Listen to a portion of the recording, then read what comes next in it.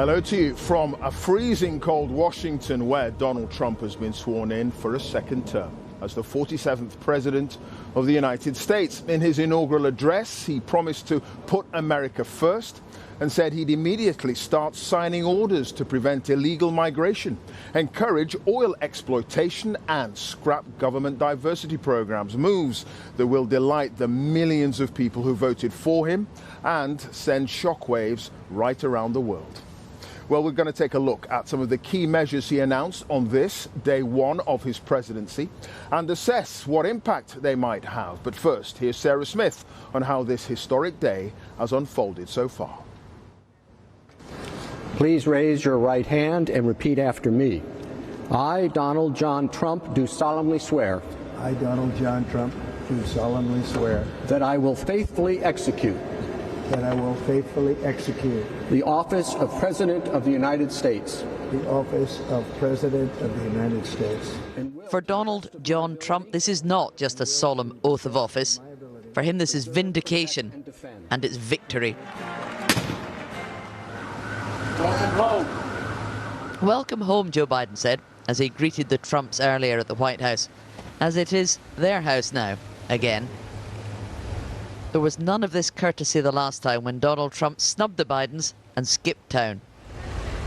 Both men then entered the beast, the armoured presidential car, riding together, however uncomfortably, on their way to officially transfer power from one to the other. Inside the Capitol, former presidents did turn up by tradition, but his wife couldn't face it. Present arms! Former First Lady Hillary Clinton put on a brave face. She's the candidate Mr. Trump defeated in 2016. The Honourable Joseph R. Biden Jr. Joe Biden says he thinks he could have beaten him last year if he hadn't let Kamala Harris run instead and lose. And what is the collective noun for a gathering of the world's richest men? All the tech billionaires who turned up to offer enthusiastic support. Gathered inside the Capitol Rotunda that was invaded by violent Trump supporters on the 6th of January 2021.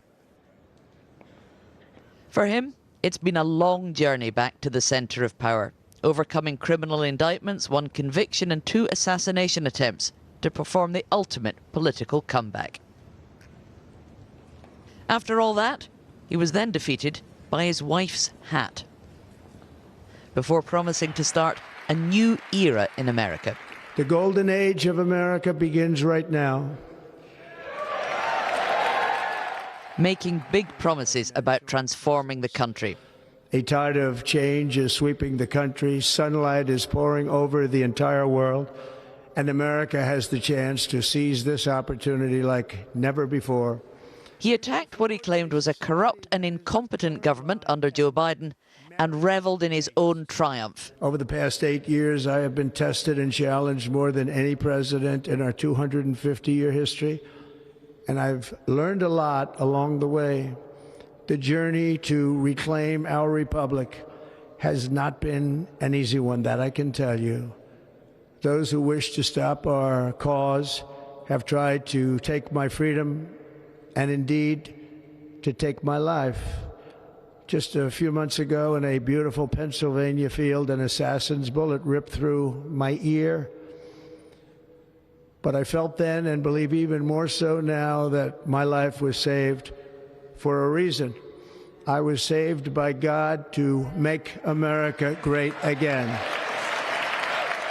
The promises he made on the campaign trail now being repeated in a sombre presidential tone, beginning with his signature issue. First, I will declare a national emergency at our southern border.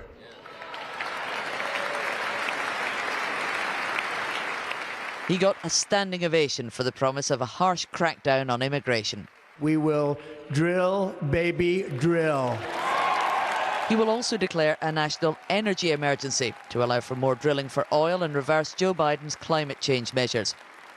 He'll introduce tariffs on imported goods, declare there are only 2 sexes, which cannot change, and get rid of diversity initiatives. And then he wants to reach for the stars.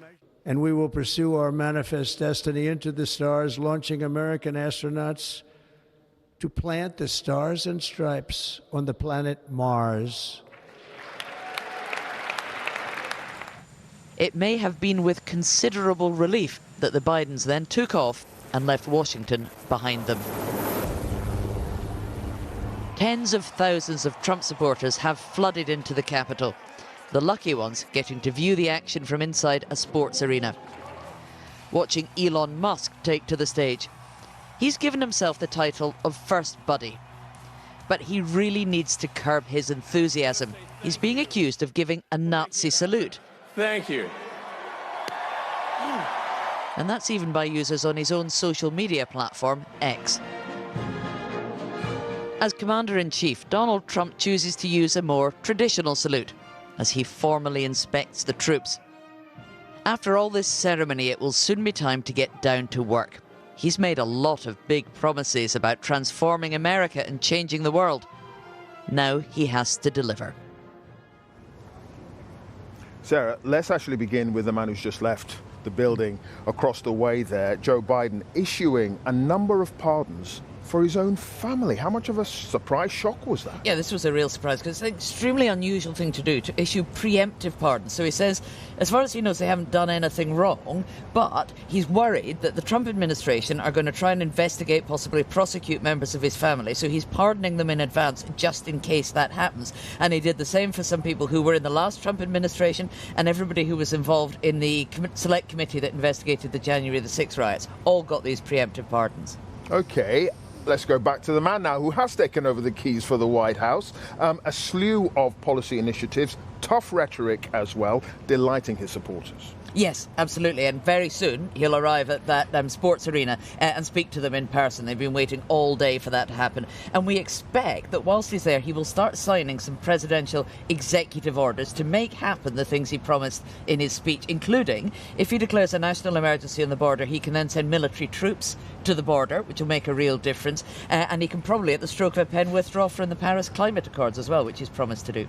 All right. Sarah Smith, our North America editor, thank you for that. We're going to go straight to Gary O'Donoghue, who's inside the Capital One Arena, not far from our position here, where President Trump is due to take part in more inauguration celebrations, including the traditional parade, albeit indoors. Gary, the frigid weather forcing, 20,000 people to fill that arena. The president there effectively on another rally.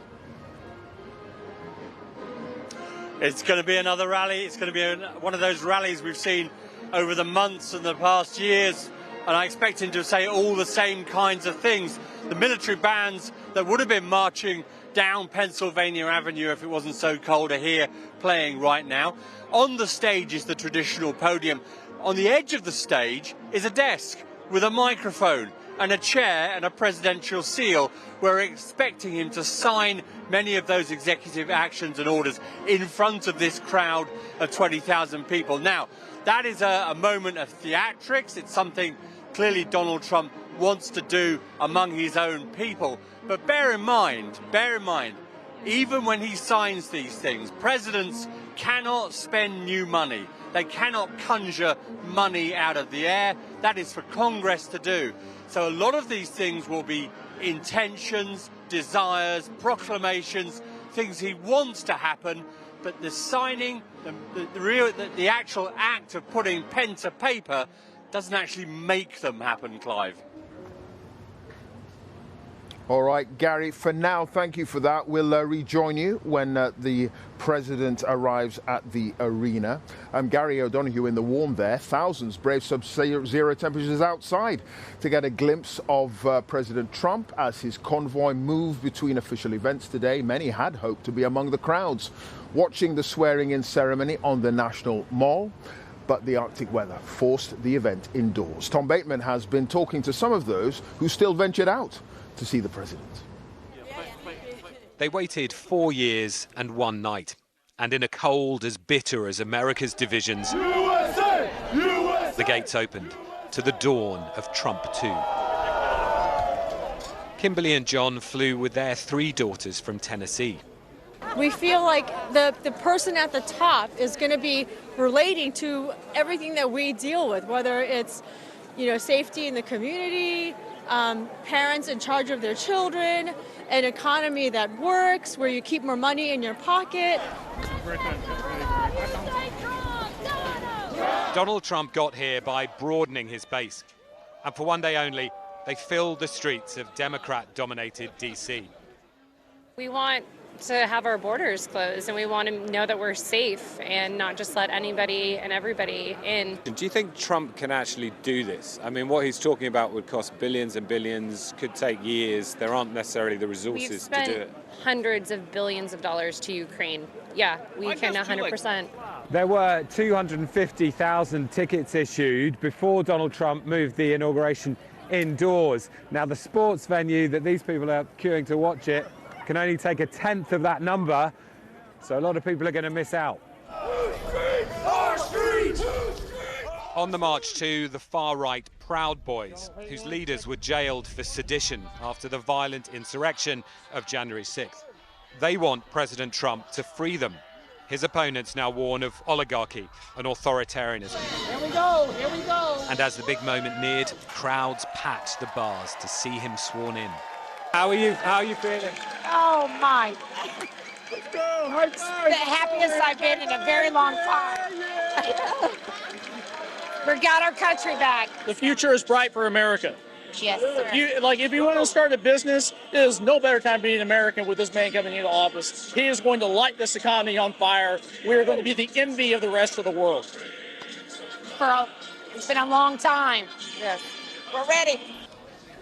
A return to power for this half of America, energized by Mr. Trump's promises. They salute his second start, a presidency that now hangs on the weight of their expectation. Tom Bateman, BBC News, Washington.